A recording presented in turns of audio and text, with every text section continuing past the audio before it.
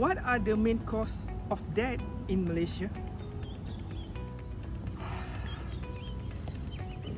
There could be natural causes, accidents, illness, suicide, and others.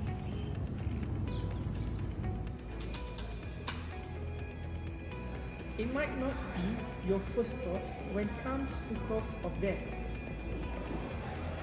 Yet, heart disease are indeed the #1 killer in Malaysia.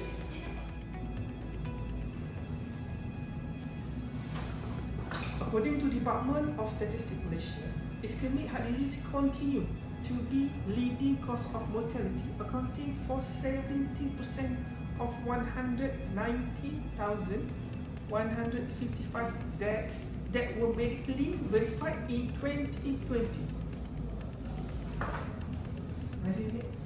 Guys, do you know what is cardiac disease? Is this disease harmful? According to latest World Health Organization statistic, 11.7 million people in the world die annually from cardiovascular disease. Cardiac disease is a general term for condition affecting the heart or blood vessel, which related to process called atherosclerosis. Atherosclerosis is a condition that develops when a substance called plaque builds up in the wall of arteries.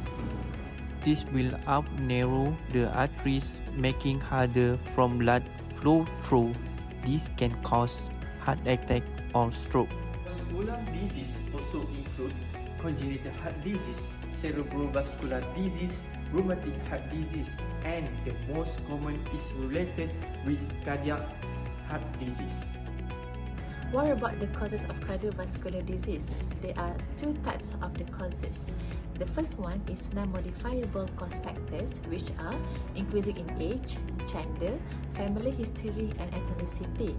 The second one is modifiable cause factors, which are diet pattern, smoking, physical inactivity, obesity or overweight, hypertension, dyslipidemia, diabetes mellitus, and cardiometabolic risk.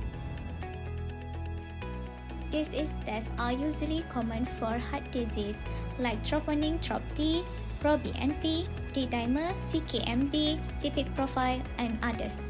TROP-T is to diagnose heart injury and acute coronary block earlier. When positive TROP-T, it means you are having heart attack. Lipid profile can measure amount cholesterol in your blood. Have a two, LDL and HDL.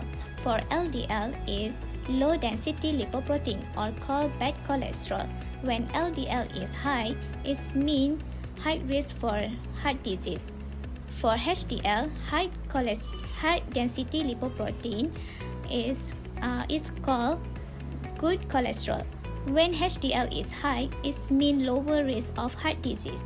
For the last D-dimer, to find out if you have blood clotting disorder like stroke, pulmonary embolism, and deep vein thrombosis. Today, I would like to share with you guys about the assessment tools offered to assessing cardiovascular disease. The non-invasive tools used to assess the cardiovascular disease. Electrocardiogram or ECG is the most useful and widely used tools to assess the cardiovascular disease. It helps to confirm the diagnosis of the heart attack and to determine what type of heart attack you had experienced. The second tools used is cardiac ultrasound or echocardiogram. Echocardiogram is the most versatile and frequently used modality that utilize the sound wave sent to the heart to build up a picture or image of your heart.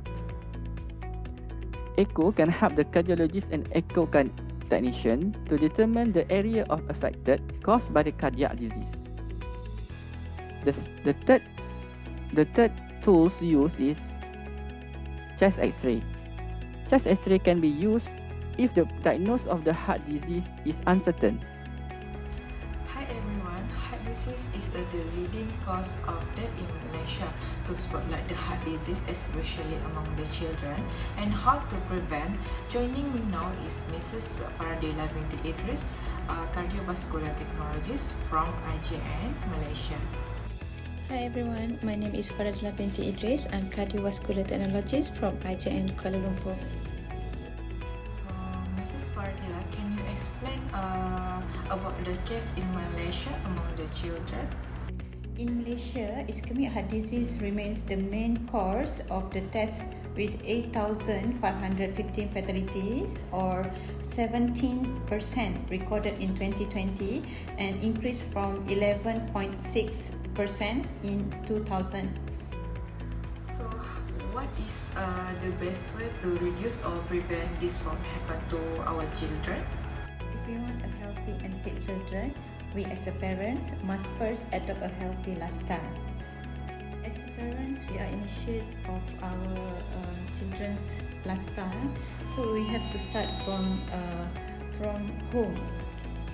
Talk about nutrients, carbohydrates, vitamins, protein, minerals intake. Why they have to take a less sugar? Why they have to take a small portion of rice?